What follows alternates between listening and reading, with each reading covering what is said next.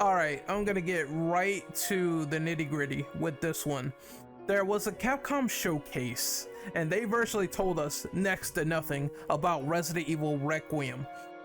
I'm taking this video as a sort of culmination of all the information that I thought was important, all the talking points that is important to certain specific details that they were talking about, and giving my own personal opinion as to the news presented, showing the gameplay, and giving my overall stance on what I saw with this presentation.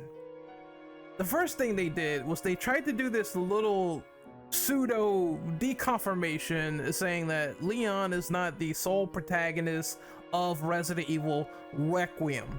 They were talking about how Grace Ashcroft is the better suited choice because she's not like a superhero, a mercenary, anything of that nature that probably wouldn't get scared of anything if you're a mercenary or something like that. Someone who has been trained in biological warfare, excuse me. Someone who has been trained in biological warfare that has fought BOWs in the past, like Leon, Chris, Jill, Claire.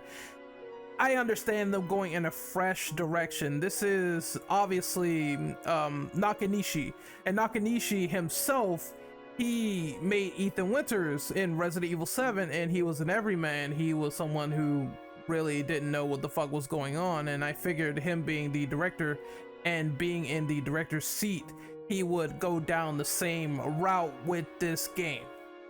Although I do think they are fucking with us with this statement and the way that it was worded, specifically isolating out Leon, talking about Leon when there's other Raccoon City survivors, and the mere notion that he thought about making Leon the protagonist of this game. I think Leon is still in this game.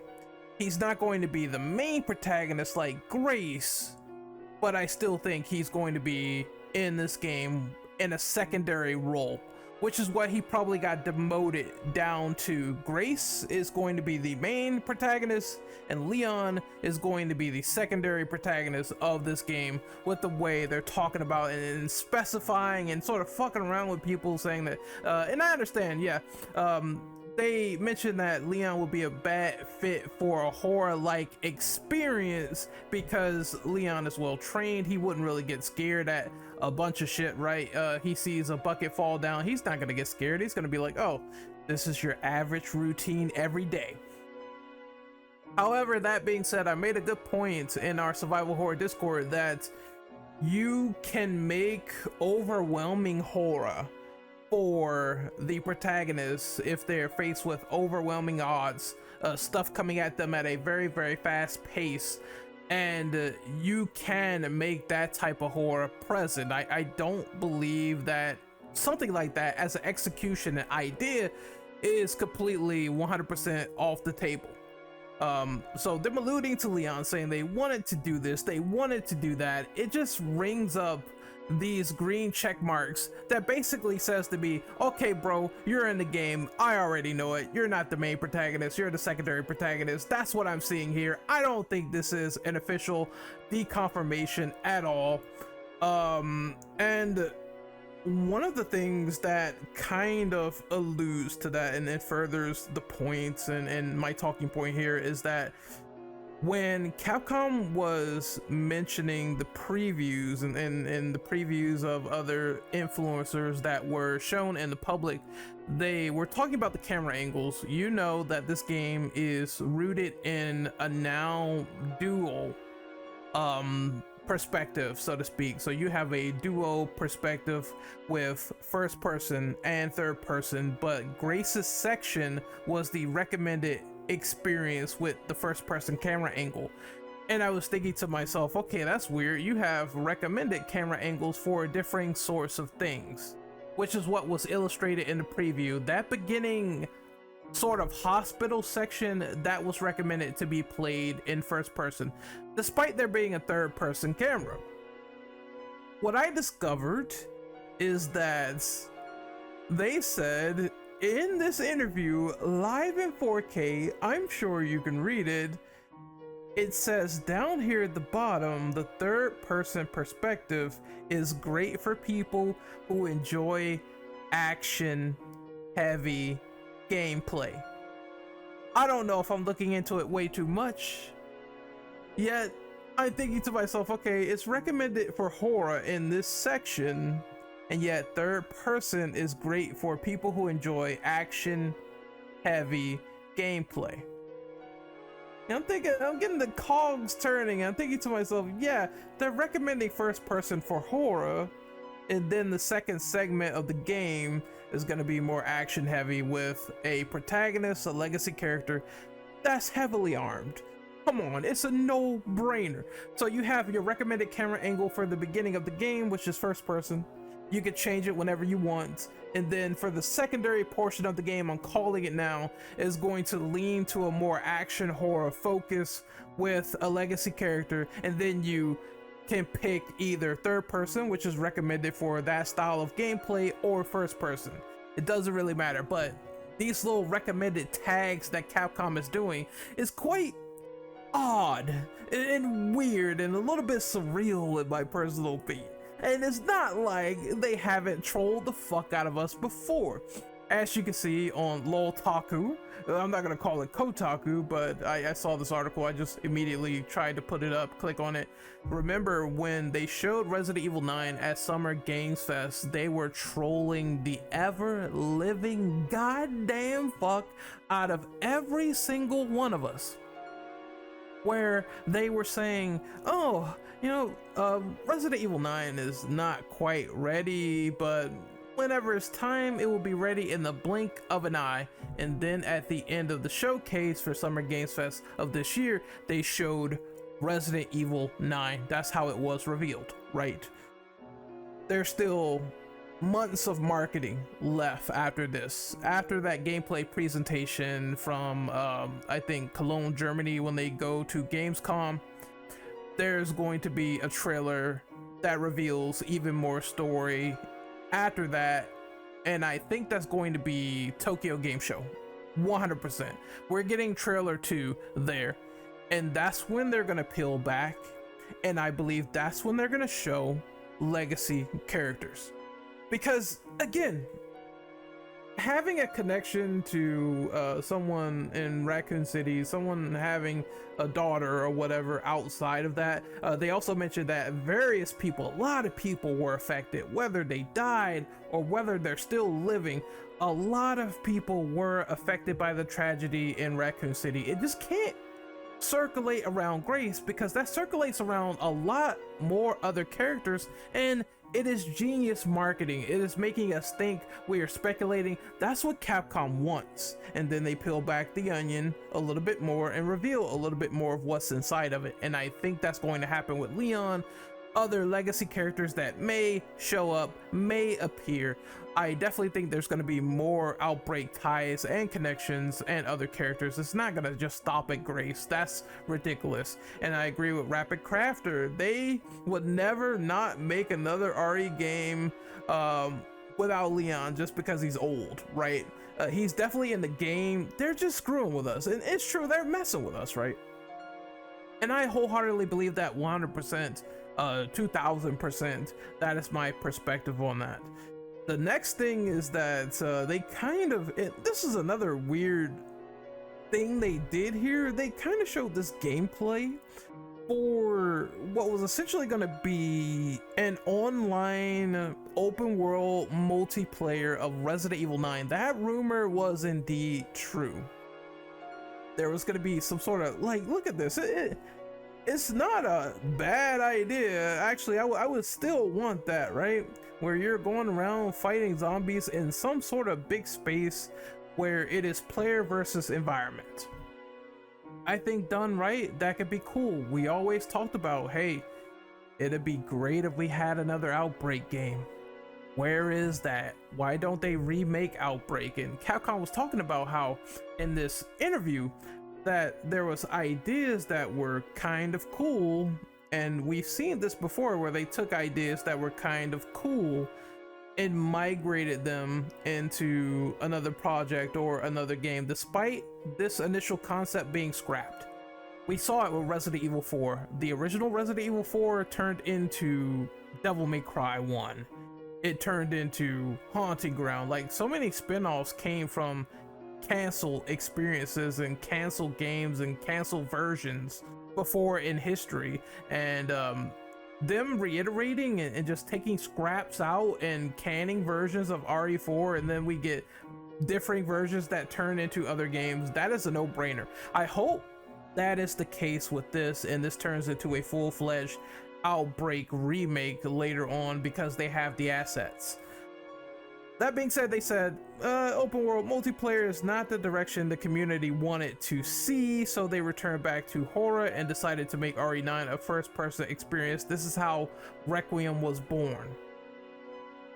The weird thing about these screenshots that I have noticed is whatever is going on, whatever assets that is being kept or reserved for other games, you see clearly. Look at my mouse cursor right here to the left. The names are blurred out.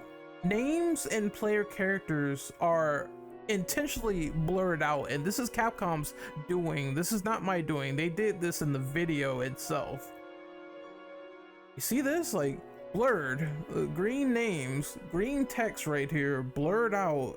The back of the person's head blurred out as he's aiming a gun. This character blurred once more, and they have long blonde hair from what we can see here. Who is that?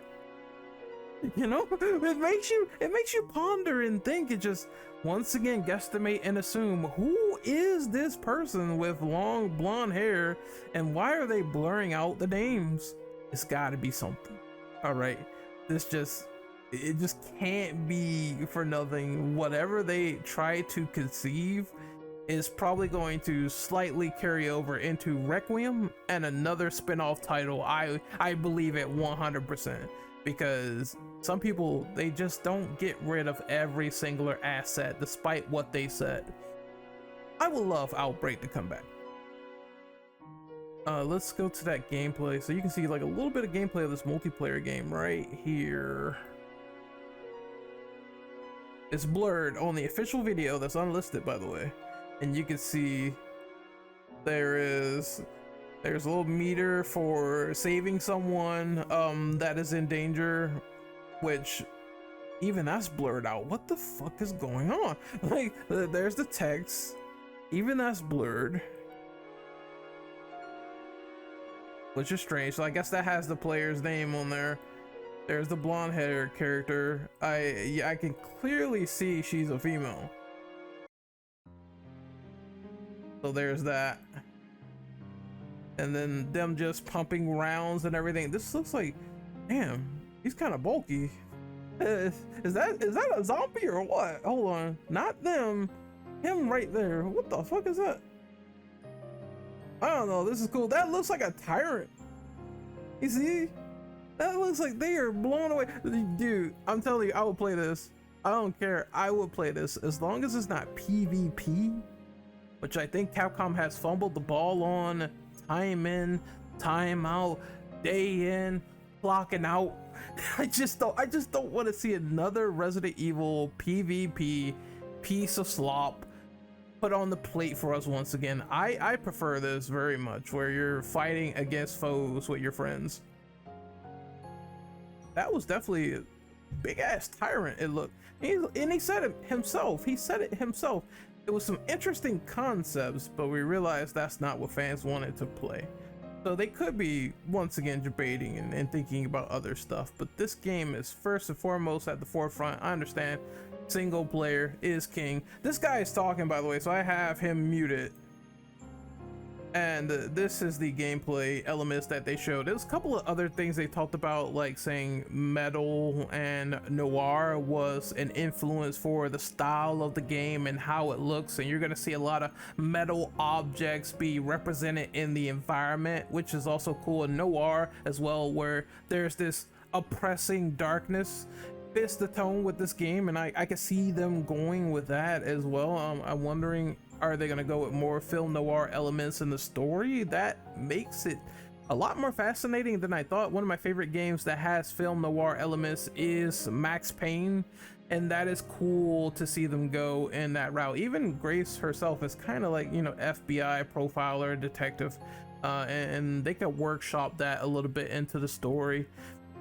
They talked about the hair physics also being very important, them having a wig, flipping Grace upside down and sort of fucking around with the particles, and saying that Pragmata having strands with the hair was actually something that Nakanishi acquired with the tech taken from the Pragmata team. So that's kind of cool. They had that little tiny bit of collab in there, and they're using that tech for the hair for Resident Evil Requiem. This is sort of similar to, you know, when you just use the 3D box and you angle something and you try to find something. It's similar to how they did it with RE7 and a little bit of RE2 remake, finding a screwdriver. This is the Rhodes Clinic Center, and clearly the power is out because it's dark as fuck in here. All right, dark as hell. And they talked about something, saying they want an addictive fear when you're playing as Grace Ashcroft. The addiction trying to overcome makes you want to play it more and more and more with the scenarios they are painting. And I kind of like that philosophy too, of the fear of the unknown and trying to understand what is going on behind the scenes, and getting a little bit addicted to not only the gameplay, you know, more of the meanings being involved in this game, to play more and survive, to be that survivor throughout this whole experience. This game looks fucking awesome, by the way. I just gotta say it. The intense focus, I love that. Being scary and fun, and I think those are always key fundamentals for a Resident Evil title, honestly. So you see her running around with the lighter. You can just snap that bitch whenever you want. And there is the lumbering creature, which some people have cited sounds and looks like Lisa Trevor. It's very dark here. I can't really show you how it looks outside of that. I think he also repeats the video, but you can kind of see the gun that Grace is using right here. She reloads right there, puts in a fresh clip. I think this gun was detailed in my notes. They call it a SIG P232, and a couple of people have noted this and they made their own sort of analysis on the gun itself. I'm not really much of a super gun nut, but that's cool that people noticed it right away. And if we go to the real life pictures, yeah, that is hella similar. That is the SIG P232.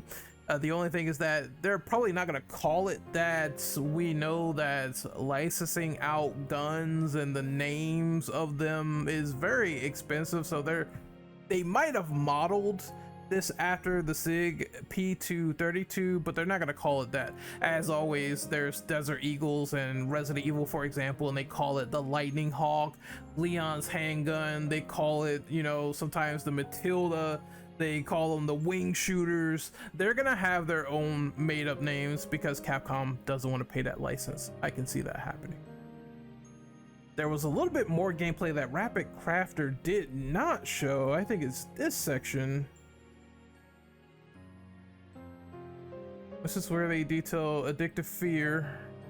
And it's this third person moment. And I like when they say, oh, the trial and error, you die, but you wonder what would have happened if I tried this direction or that direction. And it makes the player just it makes them keep thinking, so to speak. They keep on thinking about what their next move could have been to overcome and survive it.